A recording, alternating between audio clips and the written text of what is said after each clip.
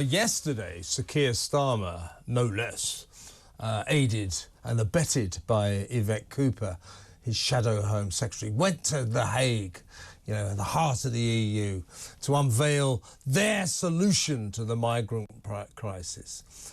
It was just a load of incoherent rubbish. Something about we take more migrants from Europe in return for us being able to return to Europe some of the ones who are already here.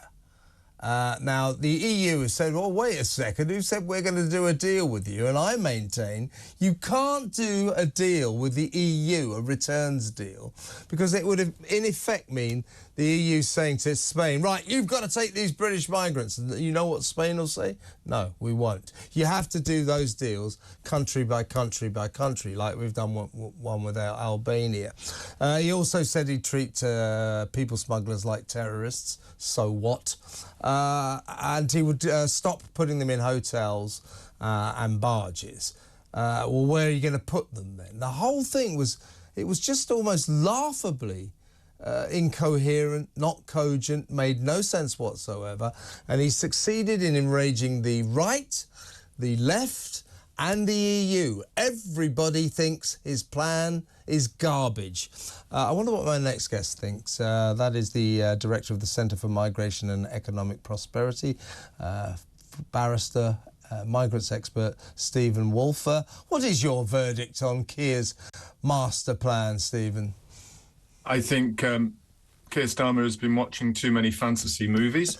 He's really getting into the EU fantasy migrant movie, the third, I think, really, because genuinely, if you look at the two key policies that he's suggesting, the first is that we will be able to return migrants in some sort of deal, as we did during our membership of the European Union, and that is nonsense, because during the periods of 2015 and 18, in which we're still in that series, we made applications of 18,600 to return them to the EU, and we've managed to get 1,000 odd, some of them who are already criminals.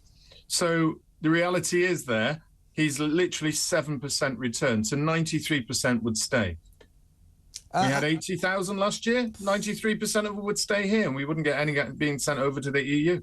Yeah, now, his critics from the left, including The Guardian of all papers, they came down on him like a ton of bricks. That kind of been a common experience for Sir Keir.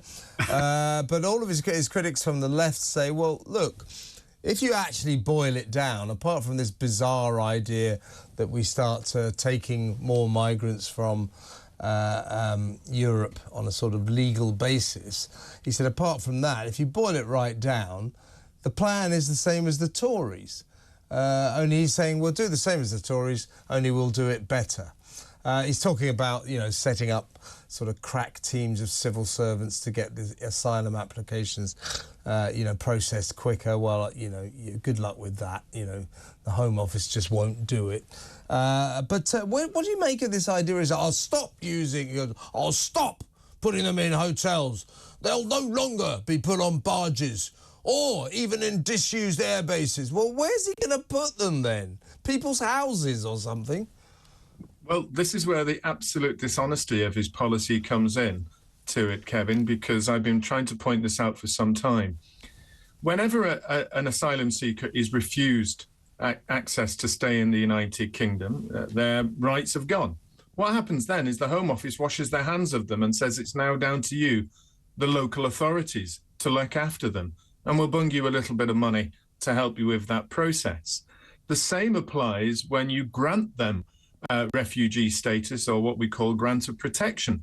Now, looking at the current Prime Minister, Rishi Sunak is increasing the numbers of people they're granting discretion, just discretionary. It's not UN Refugee Convention or ECR. It's just the government saying, we feel that you should be able to say, stay here because it's unsafe. And the reason he's doing that is to reduce numbers. Keir Starmer will do exactly the same on speed. He'll increase the numbers of people just being granted discretionary.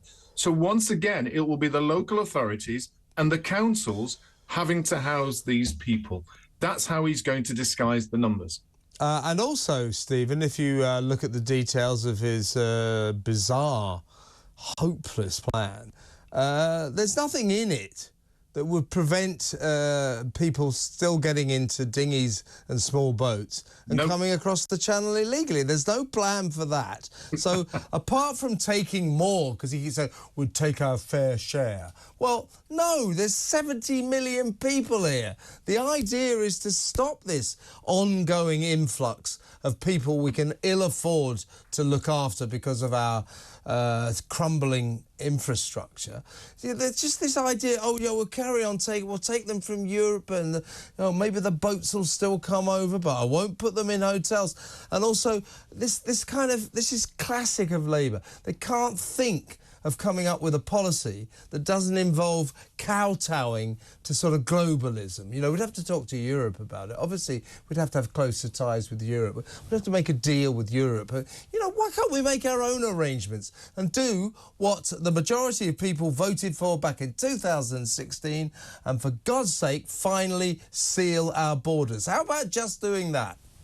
Well, I'd love them to see them do that, but we know what this policy is really all about. It's about another example of where Keir Starmer and his Labour government would seek to usurp the leaving the European Union and rejoin the EU through the back door.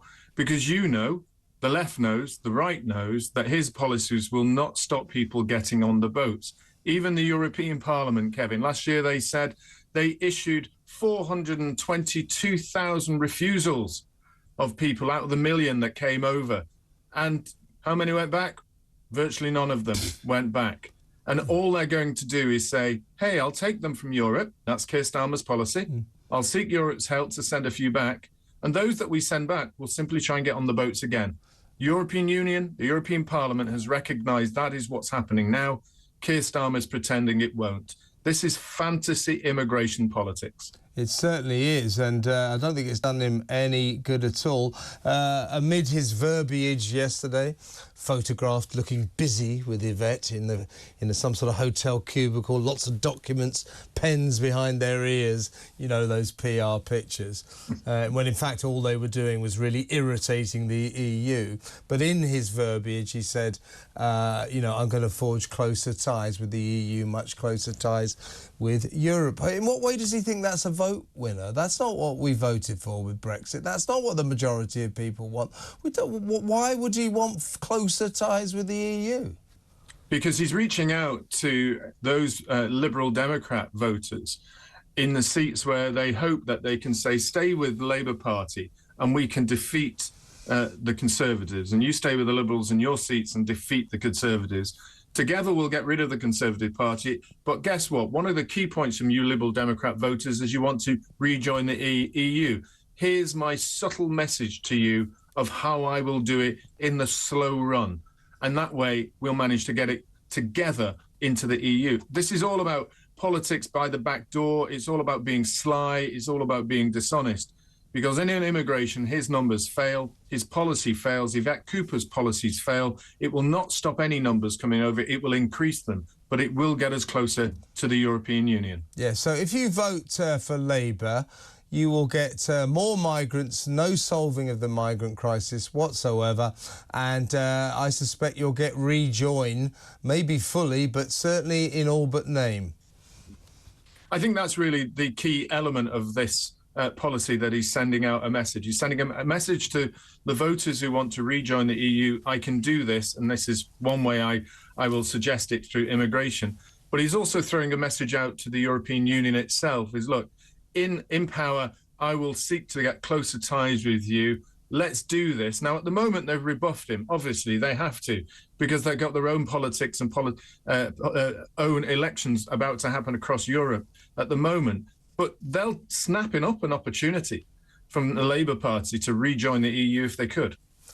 Stephen, excellent to talk to you as always. Thank you very much for your time.